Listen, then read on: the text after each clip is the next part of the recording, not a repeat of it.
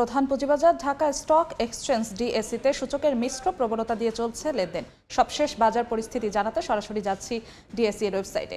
সকালটা ডিএসইর প্রধান সূচক কিছুটা ইতিবাচক ধারায় শুরু করলে এখন পর্যন্ত দেখা যাচ্ছে তিন সূচকেই ঢাকার পুঁজিবাজারে নেতিবাচক প্রবণতা কিন্তু দেখা যাচ্ছে। তিন সূচকেই পয়েন্ট হারিয়েছে। প্রধান সূচক ডিএসই এক্স সূচক এখন পর্যন্ত পয়েন্ট হারিয়েছে 5.39 পয়েন্ট। ডিএসই এক্স সূচক কিংবা সরিয়া সূচক হারিয়েছে 2.19 পয়েন্ট।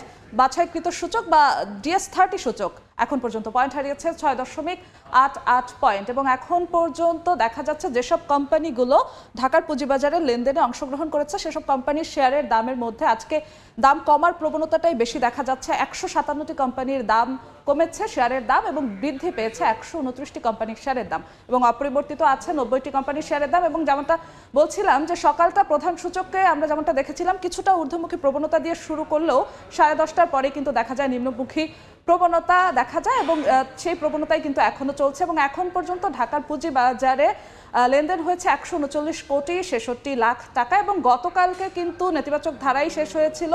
ঢাকার পুঁজিবাজার লেনদেন হয়েছিল 300 কোটি টাকার কিছুটা বেশি এবং আজকে যেমনটা দেখছি এখন পর্যন্ত কেবল 139 কোটি টাকার কিছু বেশি লেনদেন হয়েছে এবং তিন সূচক এই নিম্নমুখী প্রবণতা দেখা যাচ্ছে। তো তেমন কোনো আশার আলো এখন পর্যন্ত ঢাকার পুঁজিবাজার দেখাতে পারছে না। তো এই ছিল এখন পর্যন্ত ঢাকার পুঁজিবাজারের সবশেষ আপডেট।